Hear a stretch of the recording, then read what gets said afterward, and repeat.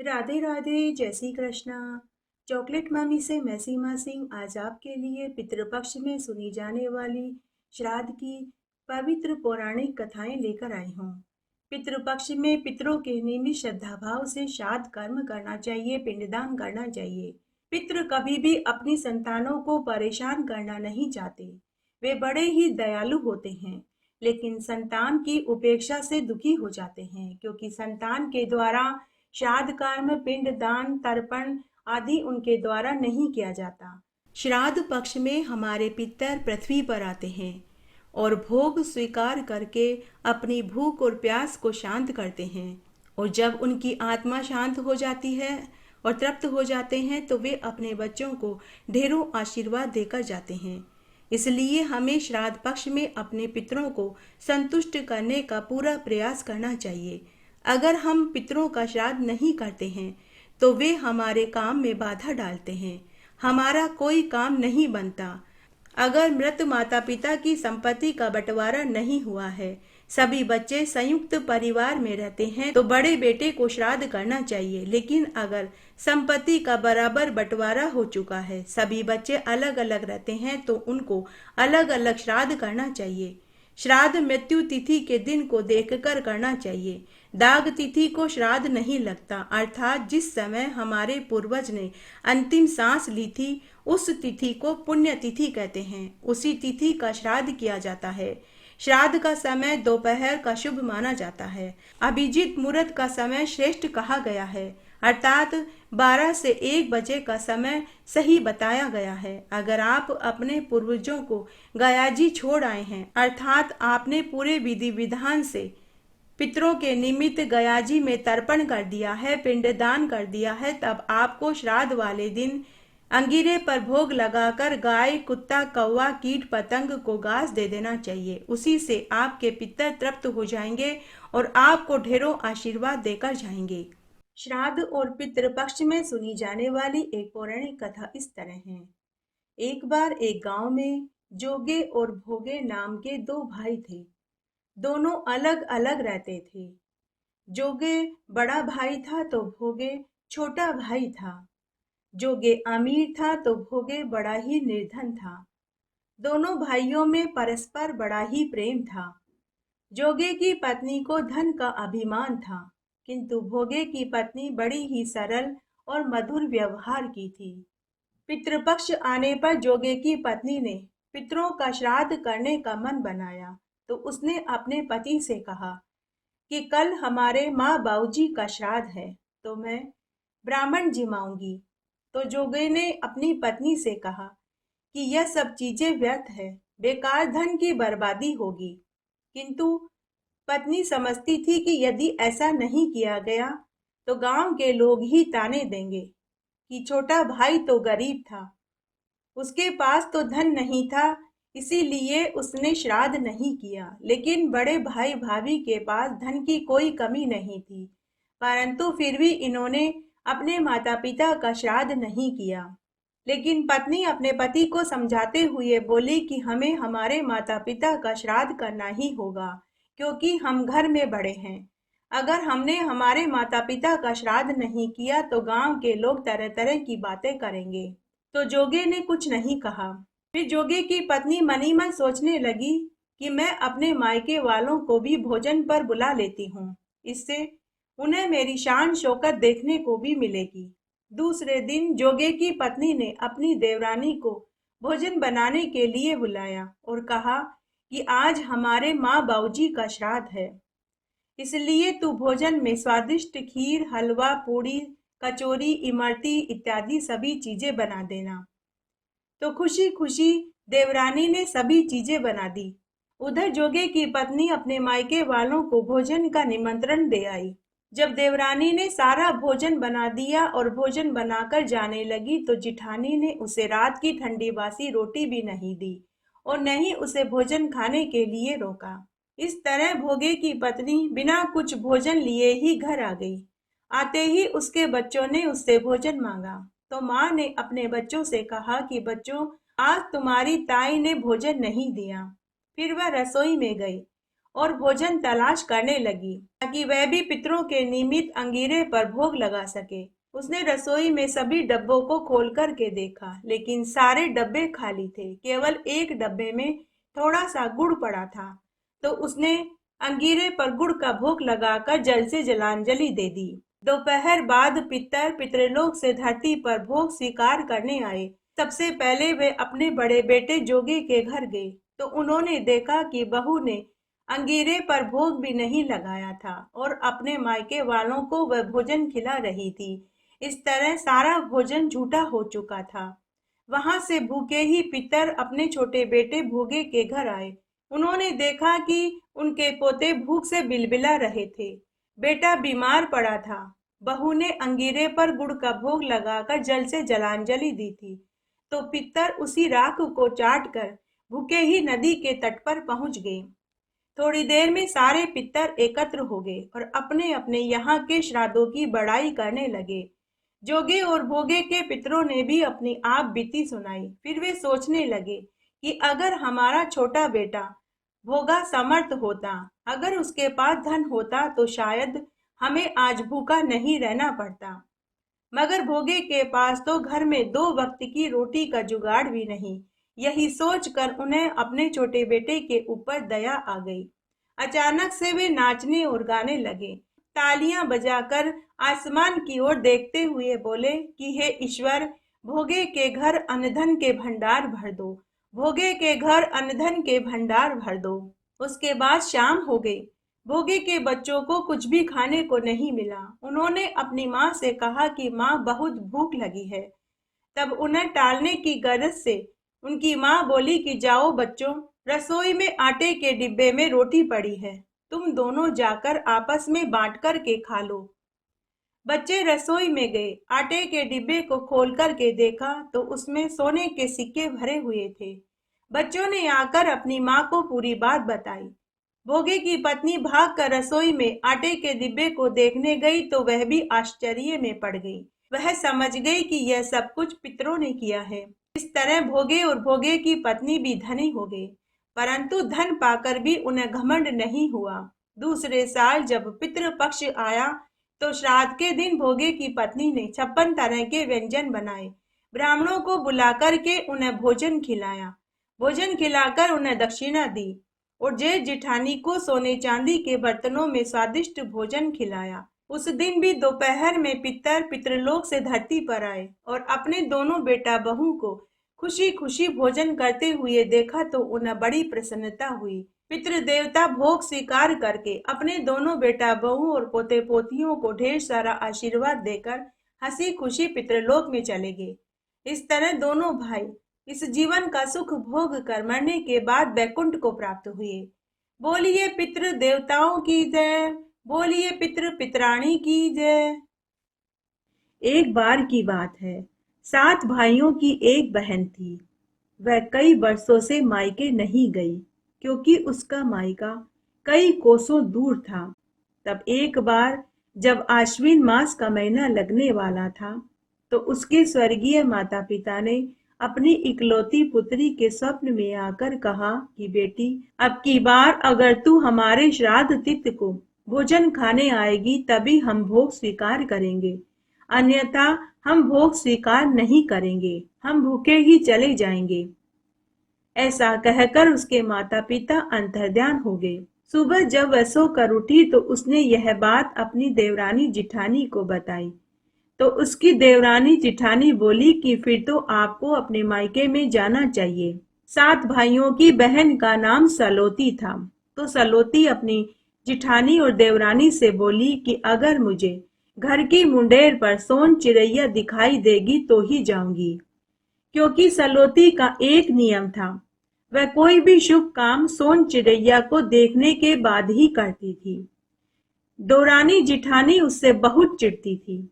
तो उन दोनों ने आपस में एक योजना बनाई कि इस तरह तो यह कभी भी अपने मायके नहीं जाएगी। कितने बरस हो गए हैं इसे हमें झेलते हुए, अगर कुछ दिनों के लिए यह अपने मायके में चली जाएगी तो हमें भी थोड़ा सुकून मिलेगा। तब एक दिन उन्होंने एक योजना बनाई। उस योजना के तहत उन्होंने सलोती से कहा कि अरे सलोती जल्दी आ, देख सुगना चिड़िया हमारे घर की मुंडेर पर बैठी है। जब सलोती घर के बाहर आई तो उसे सुगना चिड़िया दिखाई नहीं दी। तो देवरानी जिठानी बोली कि अरे सलोती तूने आने में देर कर दी, देख तेरी सोन चिड़िया तो उड़ गई। फिर जेठानी सुगना से बोली कि अरे सुगना, तेरा नियम रखने के लिए सोन चिड़ैया भी मुंडेर पर आ गई। अब तुझे तेरे मायके तेरे माता पिता के श्राद्ध पर जाना चाहिए, नहीं तो बेचारे तेरे माता पिता श्राद्ध का भोग खाए बिना भूखे ही चले जाएंगे। पितर तो बेचारे साल भर में एक बार ही भोजन खाने आते हैं। अगर तू नहीं गई तो तेरे माता पिता भूखे ही चले जाएंगे, उनकी आत्मा को तृप्ति नहीं मिलेगी। जिठानी की बात सुनकर सलोती ने हामी भर दी। पहले के जमाने में लोग पैदल यात्रा किया करते थे या फिर बैलगाड़ी, ऊंट गाड़ी या घोड़े पर बैठकर एक स्थान से दूसरे स्थान पर जाते थे। तब सलोती ने 10 दिन के रास्ते की रोटी के लिए आटा, तेल, दाल, नमक, मिर्च ले ली और 2 जोड़ी कपड़े लिए और पैदल पैदल अपने मायके की ओर चल दी। ऊपर परलोक में उसके माता पिता यह सब कुछ देख रहे थे। उन्होंने अपनी दिव्य दृष्टि से पता लगा लिया कि आगे रास्ते में हमारी बेटी का मौत इंतजार कर रही है। तो वे सुगना चिड़ी के पास गए और बोले कि अरे सुगना चिड़िया, पृथ्वी पर हमारी बेटी तेरा नियम रखती है, तेरे दर्शन होने पर ही वह प्रत्येक कार्य करती है। लेकिन आज उसकी देवरानी जिठानी ने झूठी कहानी कहकर उसे घर से उसके मायके के लिए भेज दिया। लेकिन पग पग पर मेरी बेटी के सामने मौत खड़ी है। अगर आज उसे कुछ हो जाता है तो जग में तेरी ही जग हंसाई होगी। वह तो तेरे सूंड मनाकर घर से निकली है, परंतु हमें उसकी मौत दिखाई दे रही है। अब तू ही हमारी बेटी को बचा सकती है। तब सोन चिड़ैया ने भी अपनी शक्ति से आगे घटने वाली घटनाओं को देख लिया। तब उसने पितरों को वचन दिया कि मैं सलोती को जरूर बचाऊंगी। तब सोन चिड़ैया ने एक बंजारन का वेश बनाया और सलोती के मार्ग में जाकर बैठ गई। जब सलोती ने बंजारन को घने जंगल में बैठे देखा तो सलोती बोली कि अरे बहन, तुम इस बियाबान जंगल में अकेली क्यों बैठी हो? तो बंजारन वेश में सुगना चिड़ी बोली कि बहन, मेरा काम तो लोहे की छलनियां और बांस की टोकरियां बनाकर बेचने का होता है, तो मैं इस जंगल में खजूर की टहनियां लेने आई थी। लेकिन बहन, तुम इस घने जंगल में से होकर कहाँ जा रहे हो? तो सलोती ने बंजारन को पूरी बात बता दी।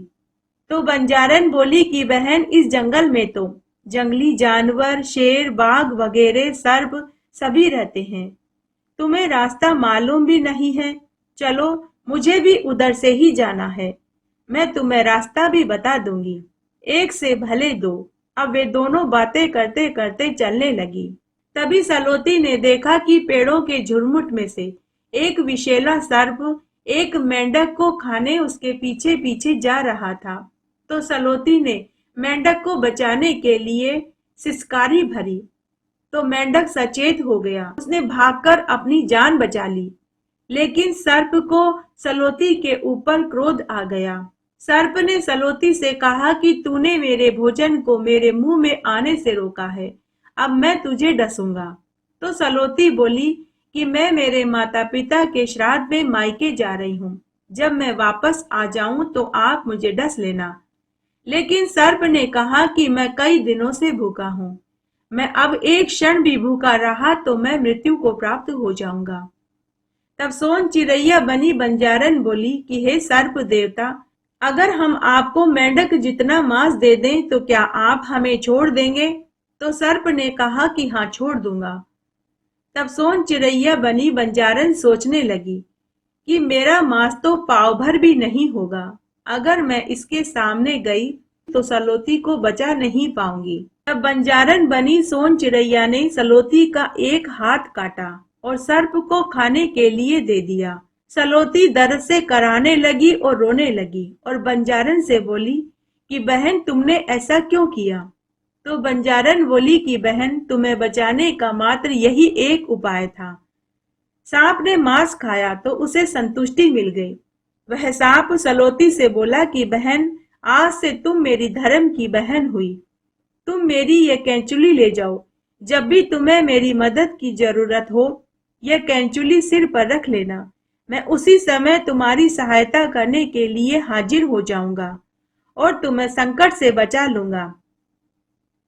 और बहन, जब तुम मायके से वापस अपने घर लौटो तो मुझसे मिलकर जाना। मैं तुम्हें गड़ा खजाना दूंगा। तब सलोती ने सर्प को हामी भर दी। सर्प के जाते ही बंजारन ने सलोती के कटे हाथ पर हाथ फेरा तो उसका हाथ पहले जैसा हो गया।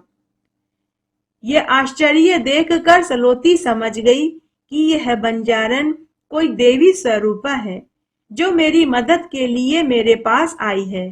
तभी वह मेंढक भी सलोती के पास आया और सलोती से बोला कि बहन, आज से तुम मेरी मुंह बोली बहन हुई।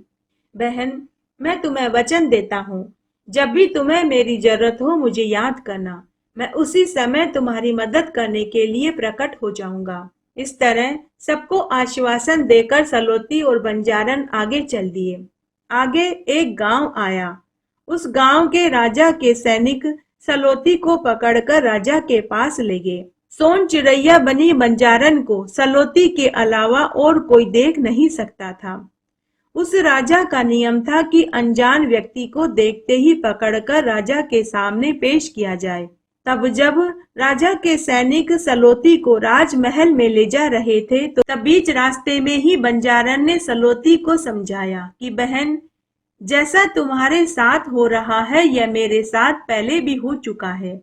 यह राजा तुमसे पूछेगा कि तुम मेरे गांव में क्यों आई हो, तो तुम कहना कि मैं मेहनत मजदूरी करने आई हूँ। जब वह पूछे कि तुम क्या काम करती हो और मजदूरी क्या लेती हो, तो तुम वही कहना जो मैं तुमसे कहूँ। सलोती बोली कि बहन बताओ, तुम जो कहोगी मैं वही करूंगी। तो बंजारन बोली कि बहन, तुम राजा से कहना कि महाराज, मैं छोटे मोटे काम नहीं करती। साल में केवल 2 ही काम करती हूँ, चाहे फिर वह काम जान जोखिम में डालने वाला ही क्यों न हो। लेकिन इनाम मैं जो चाहूंगी वही लूंगी। फिर तुम मजदूरी में 1000 स्वर्ण मुद्राएं राजा से मांग लेना। जब सलोती और बंजारन आपस में बातें कर रही थी तो उनकी बातों को सैनिक नहीं सुन सकते थे, क्योंकि सैनिकों को बंजारन दिखाई नहीं दे रही थी। उसके बाद सैनिकों ने सलोती को राजा के सामने पेश किया। राजा ने पूछा कि तुम हमारे राज्य में क्यों और कहां से आई हो। सलोती ने वही कहा जो बंजारन ने कहने को कहा था। उसने कहा, महाराज, मैं आपके राज्य में मजदूरी करने आई हूँ, लेकिन मैं छोटे मोटे काम नहीं करती। मैं ऐसे काम करती हूँ जो कोई न कर सके, चाहे वह काम फिर जान को जोखिम में डालने वाला ही क्यों न हो। लेकिन महाराज, बदले में मैं 1000 स्वर्ण मुद्राएं लेती हूँ। तब राजा ने इसे अपनी इज्जत समझी। एक औरत होकर इतनी बड़ी बड़ी बातें कर रही है, अगर इसे काम नहीं दिया तो मेरी क्या इज्जत रह जाएगी। मेरी प्रजा क्या सोचेगी कि 1000 स्वर्ण मुद्राओं के खातिर मैंने इसे काम पर नहीं रखा। तब राजा ने अपने मंत्रियों से सलाह मशवरा किया और पूछने लगा कि इसे क्या काम दिया जाए। तब एक वयोवृद्ध मंत्री बोला कि महाराज, जो मैं आपसे कहूँ आप इस महिला को वही काम सौंप दो। मैं गारंटी के साथ कहता हूँ कि यह इस कार्य को पूरा नहीं कर पाएगी। साथ ही आप एक शर्त भी रख दो कि अगर काम पूरा नहीं हुआ तो मृत्यु दंड दिया जाएगा। तब राजा ने उस महिला को दरबार में बुलाया और कहा कि आज मैं तुम्हें एक काम सौंपता हूँ। यह काम तुम्हें 24 घंटे के भीतर पूरा करना होगा। अगर तुमने यह काम 24 घंटे के अंदर पूरा नहीं किया तो मैं तुम्हें मृत्यु दंड दे दूंगा। अगर काम समय पर कर दिया तो जो तुमने 1000 स्वर्ण मुद्राएं मांगी है, मैं तुम्हें एक की बजाय 2000 स्वर्ण मुद्राएं दूंगा। तब सलोती ने राजा से कहा कि बताइए महाराज, मुझे क्या काम करना होगा।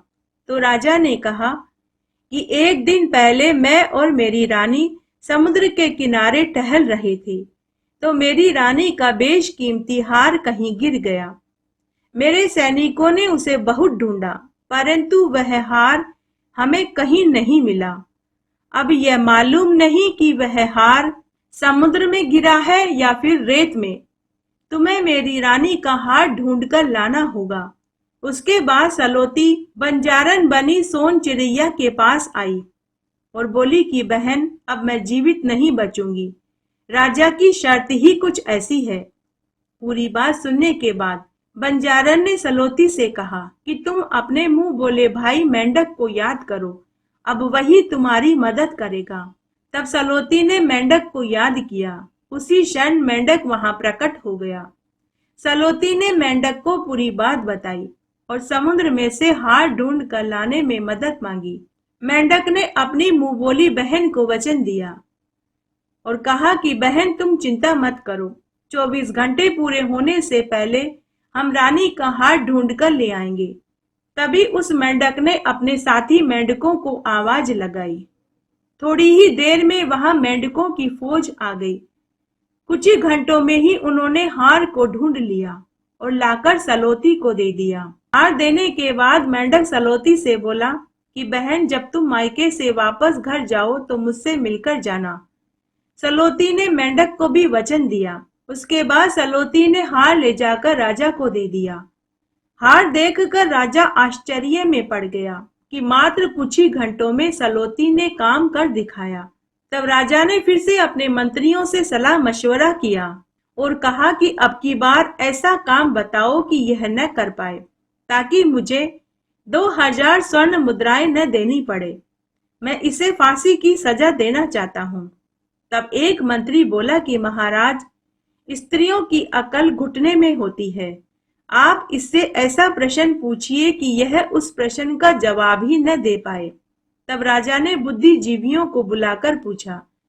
तब एक बुद्धिजीवी व्यक्ति राजा से बोला कि महाराज, आप इससे पूछिए कि नर बड़ा है या नारी। अगर यह इसका जवाब 3 दिन में न दे तो आप इसे फांसी की सजा सुना देना। यह सुनकर राजा बहुत खुश हुआ। तब राजा ने सलोती को बुलाकर के कहा कि अब तुम्हें मैं एक काम और देता हूँ। तो सलोती बोली कि महाराज, मैं आपका यही काम करूंगी, उसके बाद मैं काम नहीं करूंगी, क्योंकि साल में मैं सिर्फ 2 ही काम करती हूँ। तो राजा मन ही मन सोचने लगा और खुश होने लगा कि इसके बाद तुम जीवित रहोगी तो ही तो काम करोगी। फिर राजा मुस्कुराते हुए बोला कि ठीक है, तुम यह अंतिम काम और करो। तुम्हें एक प्रश्न का उत्तर देना है। तुम बताओ कि नर बड़ा है या नारी। सोच समझ कर जवाब देना। मैं इस काम के लिए तुम्हें 3 दिन का समय देता हूँ। अगर तुम्हारा जवाब गलत हुआ तो मैं तुम्हें फांसी पर चढ़ा दूंगा। सलोती वापस बंजारन के पास आई और राजा की दूसरी शर्त वाली बात बताने लगी। तो बंजारन ने सलोती से कहा कि बहन, तुम अपने मुंह बोले भाई सर्प को याद करो और उसे यहाँ तुरंत बुलाओ, और जो मैं तुम्हें कहती हूँ तुम वही उस सर्प भाई से कहना। तब सलोती ने सांप की कैंचुली अपने सिर पर रखी और सर्प देवता को याद करने लगी। तभी वही सर्प वहां आकर प्रकट हो गया और सलोती से पूछने लगा कि बहन बताओ, तुमने मुझे कैसे याद किया।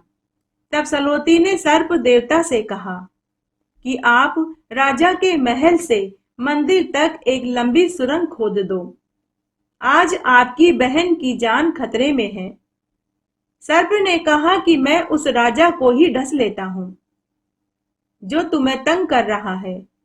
न रहेगा बांस न बजेगी बांसुरी। तो सलोती ने कहा कि नहीं भाई सर्प, मैं राजा को मारना नहीं चाहती, बस उसे सबक सिखाना चाहती हूँ। अब जो मैं कहती हूँ आप वही कर दीजिए। तब सर्प ने एक ही दिन में सुरंग खोद दी। वह राजा दिन में 3 बार माता दुर्गा के मंदिर में दर्शन करने जाता था। इधर सलोती महल में नजर बंद थी, उधर राजा मंदिर में दर्शन करने गया तो उसे वहां सलोती भक्तों की लाइन में खड़ी दिखाई दी। राजा सलोती को मंदिर में देखकर आश्चर्य में पड़ गया। वह उसी क्षण घोड़े पर बैठकर महल में कारागार में देखने पहुंचा तो सलोती उसे कारागार में भी दिखाई दी। फिर से राजा मंदिर में घोड़े पर बैठकर देखने गया तो फिर से पंक्ति में सलोती दिखाई दी। इस तरह राजा ने महल से मंदिर और मंदिर से महल में घोड़े पर बैठकर एक दिन में कई चक्कर लगाए। शाम तक राजा थक हार कर बैठ गया। तीसरे दिन राजा ने सलोती को दरबार में बुलाया और पूछने लगा कि बताओ, मेरे प्रश्न का क्या उत्तर है? नर बड़ा है या नारी बड़ी है? तब भरे दरबार में सलोती मुस्कुराते हुए बोली कि महाराज, क्या आपको अब भी प्रश्न का जवाब चाहिए? क्या आपको कल मेरे प्रश्न का उत्तर नहीं मिला? चलो फिर भी मैं आपको जवाब देती हूँ। अगर आप चाहते हैं कि मैं अपने मुख से प्रश्न का उत्तर दूं, तो चलो मैं ही बता देती हूँ। महाराज, नर और नारी में से नारी बड़ी है। राजा ने पूछा कि वो कैसे? तब सलोती राजा से बोली कि महाराज, आपने कल महल से मंदिर और मंदिर से महल में घोड़े पर बैठकर 20 चक्कर लगाए, लेकिन मैंने सिर्फ दिमाग लगाया। दरबार में बैठे सभी मंत्री, दरबारी, सैनिक सलोती की बात को समझ नहीं पाए, लेकिन राजा समझ चुका था। राजा ने सोचा कि अगर ज्यादा सवाल जवाब पूछूंगा तो सबके सामने सच्चाई बतानी पड़ेगी और मेरी इज्जत सबके सामने घट जाएगी। तो राजा ने भी सलोती को धर्म की बहन बना लिया और उसे 2000 स्वर्ण मुद्राओं के साथ खूब सारे कीमती उपहार भी दिए और पूरे मान सम्मान के साथ उसे विदा कर दिया। अब सलोती बंजारन के साथ फिर से आगे चल दी। आगे घने जंगल में उन्हें एक शेरनी मिली। उसके पांव में कांटा लगा हुआ था। वह दरद से कभी घुर्राती तो कभी करहाती। शेरनी ने सलोती से मदद मांगी तो सलोती डरते डरते बोली कि कांटा निकालने के बाद अगर तुम मुझे ही खा गए तो शेरनी बोली कि बहन, मैं तुम्हें वचन देती हूँ, मैं तुम्हें नहीं खाऊंगी।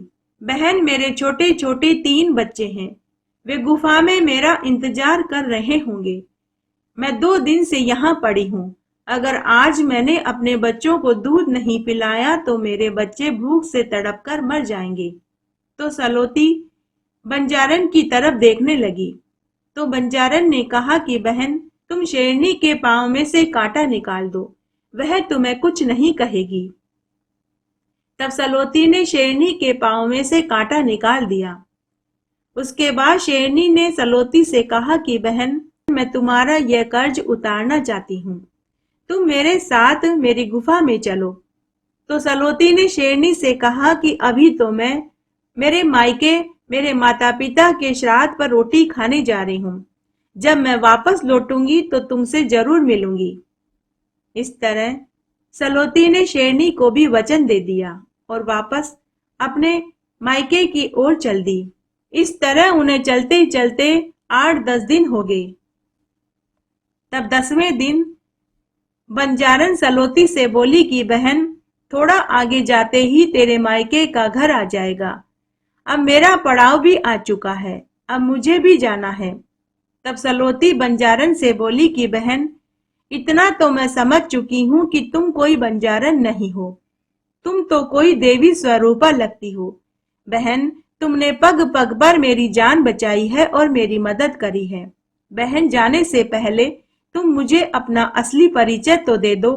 तो बंजारन ने सलोती को पूरी सच्चाई बता दी कि कैसे उसकी देवरानी जिठानी ने सोन चिरैया वाली बात झूठ कही और कैसे उसके माता पिता ने स्वप्न में आकर अपनी बेटी को बचाने के लिए उससे मदद मांगी थी।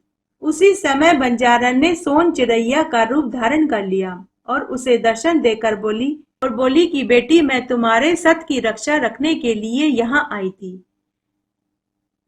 मैंने तुम्हारे नियम का मान रखा ताकि जो भी मनुष्य मेरे दर्शन का नियम लेवे तो पूरे भरोसे के साथ लेवे और मेरे दर्शन का उन्हें शुभ फल मिल सके।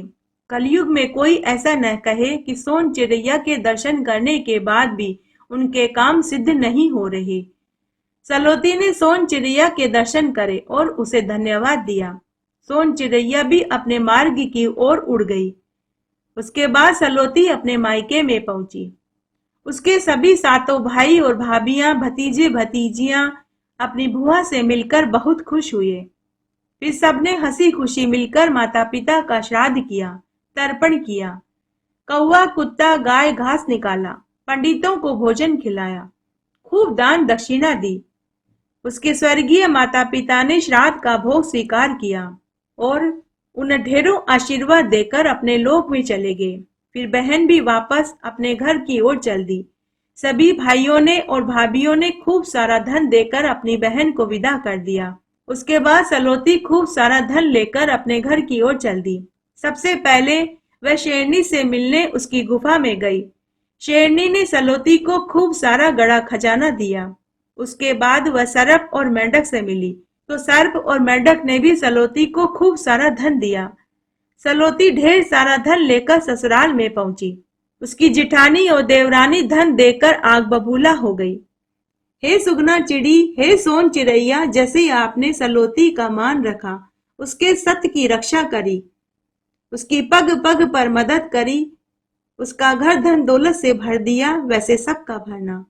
एक बार की बात है, एक गांव में दो भाई बहन थे। बहन दो बच्चों के बाद ही विधवा हो गई थी।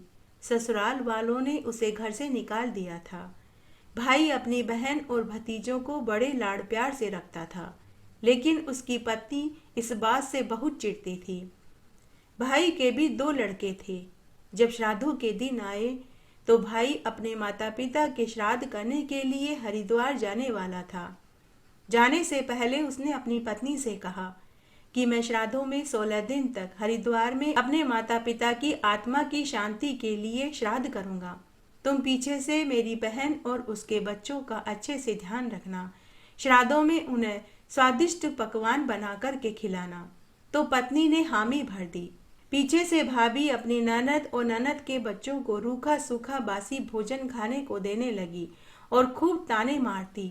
घर का, गाय भैंसों का और खेतों का सारा काम उसी से करवाती। बेचारी बहन ये सारा काम करती, लेकिन फिर भी भाभी उसे खूब ताने देती। एक दिन भाभी के तानों से तंग आकर बहन अपने बच्चों को लेकर गाय भैंसों के ग्वाड़े में झोपड़ी बनाकर के रहने लगी। फिर भी वह रोज अपने भाई के घर आकर सारा कामकाज करके जाती, तो बदले में भाभी अपनी ननद और उसके बच्चों को ठंडा बासी भोजन खाने को देने लगी। जिस दिन नहीं बचता तो वो भी नहीं देती थी। तब बहन आटा छानने का कपड़ा अपने घर ले जाने लगी। उस आटा छानने के कपड़े को पानी में घोलकर उसे चूल्हे पर उबाल लेती और उसे खीर बोलकर अपने बच्चों को पिला देती और खुद भी पी लेती। इस तरह श्राद्ध के दिन निकलने लगे। एक दिन भतीजे बुआ के घर आए और अपनी बुआ से बोले कि बुआ बुआ, आपके बच्चे तो बहुत मोटे ताजे हो रहे हैं, आप इन्हें क्या खिलाती हो?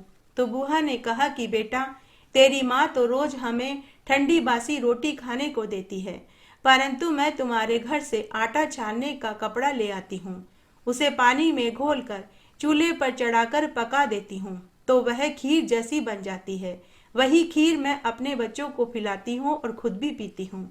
तो भतीजे बोले कि बुआ, वो खीर तो हम भी खाना चाहेंगे, हमें भी खिलाओ, बताओ कि वह खीर कैसी होती है। तो बुआ ने आटा छानने के कपड़े को पानी में घोला और उसे चूल्हे पर उबाल दिया और वही अपने भतीजों को खाने को दे दिया। उसे खाकर भतीजे अपनी बुआ से बोले कि बुआ, खीर तो बहुत अच्छी बनी है।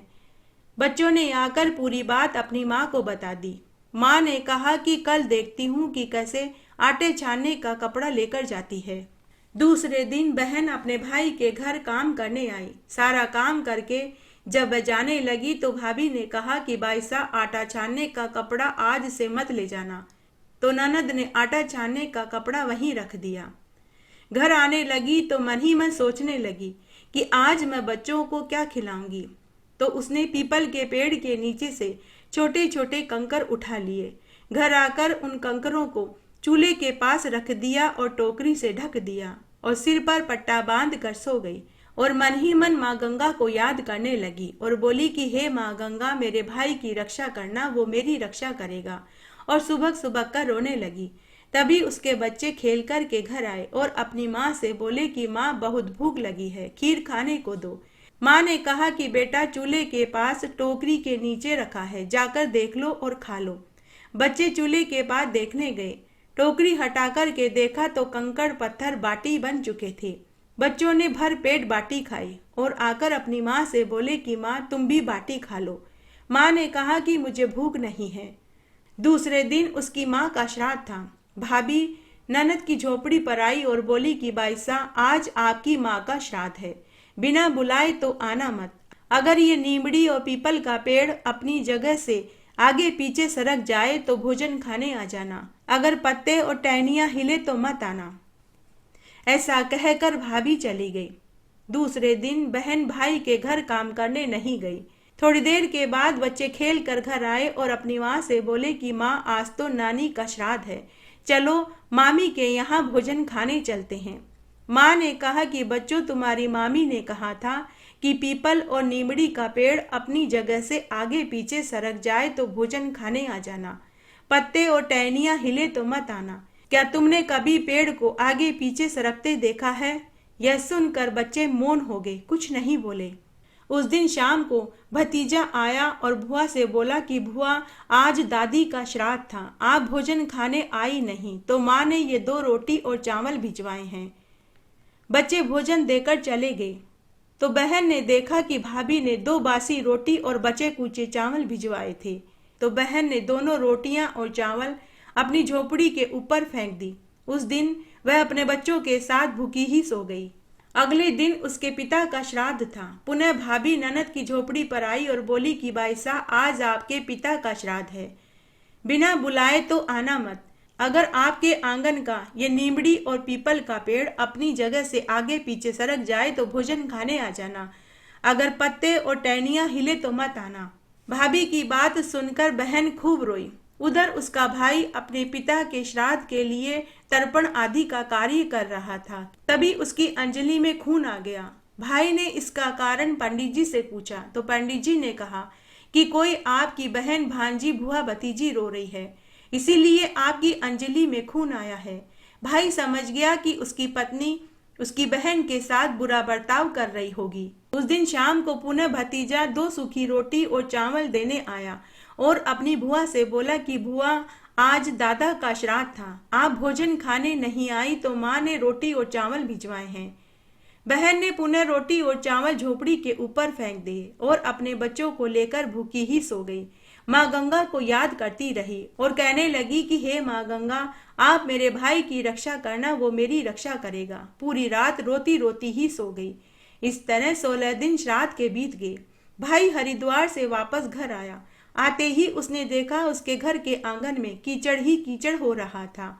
उसने अपनी पत्नी से कीचड़ होने का कारण पूछने लगा और पूछने लगा कि मेरी बहन और भतीजे कहाँ हैं, वो दोनों कहीं दिखाई नहीं दे रहे। तो उसकी पत्नी बोली कि 16 दिन तक श्राद्धों में मैंने आपकी बहन और भतीजे के पांव कच्चे दूध से धोए थे, इसीलिए आंगन में कीचड़ ही कीचड़ हो रहा है।